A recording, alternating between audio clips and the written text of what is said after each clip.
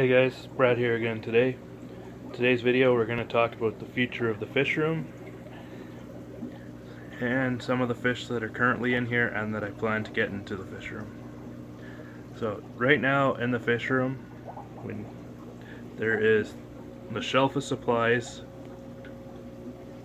the stacking tanks, then there's the rack of the 40 breeders, and the wall of miscellaneous tanks, and the extra 20 and 10. The plans that I'm planning to do is I'm going to rebuild that rack there, the 40 breeder rack. It's been put together for the 4th or 5th time now, and it's just not holding up anymore. So I'm going to rebuild that, and then immediately beside it is going to be 4 tanks. There's going to be 2 of these 2-foot tank or 4-foot tanks, and then right below it there's a 3-foot tank that's the same size. They're going to be over where these 3-foot tanks are right now. 2 of those are 40 breeders. One goes onto this rack, and another one needs to be resealed, and it's going to go into storage. And out of those, so storage, rack, storage on the bottom, that one's going to go into a rack, the one behind it's going to go into a rack, the one on top's going to go into a rack, that one's going to go into storage, that one will probably go into storage. I think the one in the middle is going to go to storage, and then the one on the bottom has already been resealed and it's going to go in the rack. So that's going to make up this wall, and then right beside it where the 20 and the 10 is right now is probably going to be a rack of 3 20s or 6 10s. I haven't decided yet.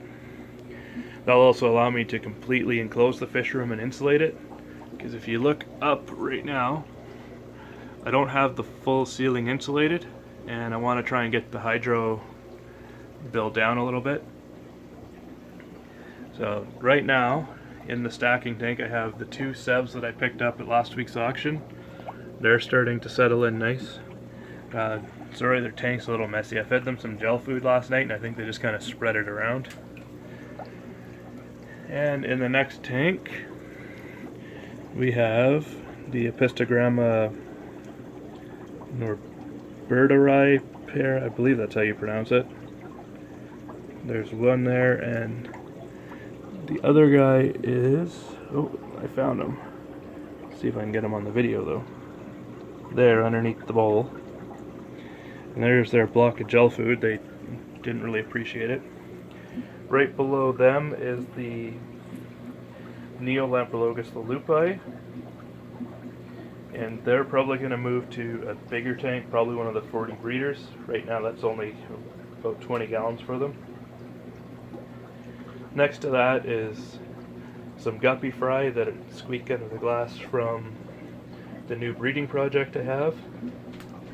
Underneath them is the all-male guppy tank, and beside them is the red swordtails. I have not seen any fry from her. She's either been holding on to them really tight, or she drops them and then they get eaten immediately.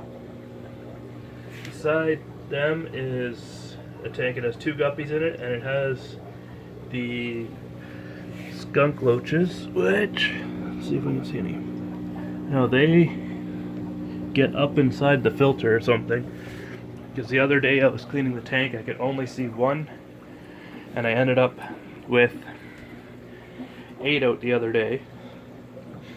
I forgot, my son picked up this front loader at PetSmart the other day, and he really wants it to be in a video. He thinks you guys would really like it, so there's his front loader. In the next tank here, this is all the blonde galaxy guppies and a couple assorted swords and the plecos. The plecos still haven't been doing much for me. He hangs out in his cave. I gave him a different cave in case that would work. Still nothing. Next door, at least this is where I put them, but they like to move around, is the Apistos. They were sold as panduros, but someone pointed out that they might actually be one that I cannot pronounce. I'll put a link to a picture of them in the description. We'll have to see once they color up. The main difference between the two is the black spot on the tail. And this guy has a little bit of a black spot, but I don't think it's quite enough. So you can see the fry starting to grow out. Come on, focus on some fry. There we go. They're starting to color up. And then we have the L183 plecos, which are still growing out. And still need to get a couple more of those. Next tank down below is mostly still female guppies. There's a few males that snuck in there. And I have some swordtails in here. They're mostly the green swordtails. There's also a few tetras, some mono shrimp, and my plants that I'm growing. Still haven't sorted the algae on the red swordtails or sword plants, but it is getting better. The new leaves aren't getting algae on them the same. And there's some of the tetras there. A couple rummy nose, a couple ember tetras. And for some reason I'm apparently the one person in the world who can't grow water wisteria. And the bottom tank is still the feeder goldfish that I had from when I rescued the gar, and the electric blue mango cichlids. So they're probably going to move to a bigger tank, or I might thin them out and sell some of the nicer ones and keep some of the other ones. They've been getting into the tank with the goldfish, but they don't really bug them. As far as what's going to go into the 40 breeders, I don't really have any plans yet. Probably going to move the 2 colonies of guppies, probably just into the upper 2.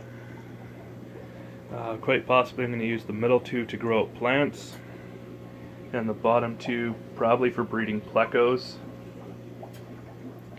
Over on this side, the severums will probably move over here. Hopefully I can get some more red spot severums into the 4-foot tanks. And in the 3-foot tanks, haven't really decided what's going in there. Potentially some angelfish, maybe some more plecos, definitely South American fish, or East African, or even maybe some of the Asian microfish. I might see if I can get some of them breeding. So, no real firm plans for what's going in there. The timeline for this, I need to get into the city to get more pipe. See, when I built this rack, let's see how well I can show you here.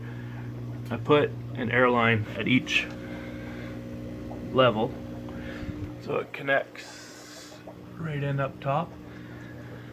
I need to get more pipe. I want to put it in behind here, so it's at each level. I only have it at the top right now.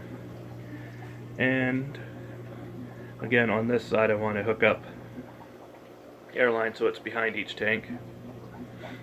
So that will give me way more options for outlets. So there's nowhere in town that really sells the PVC that I'm using, so I have to make it to Lloydminster or Edmonton. And I don't really have any firm plans on when I'm going to be able to pick that up. It does fit in my wife's car, but if we go to the city, we usually bring the whole family, and it's not the most comfortable fit when you have to put a 10-foot piece of PVC all the way through the entire car. So that's all I have going on right now. I'll probably be on the lookout for a couple more species of Apistogrammas and a couple more of the same species that I currently have, just so I can hopefully get some breeding going. Now, until next week, hope you liked my video. Comment, like, subscribe, and if you didn't like my video, let me know why, and I'll make a new one for you another time. Bye.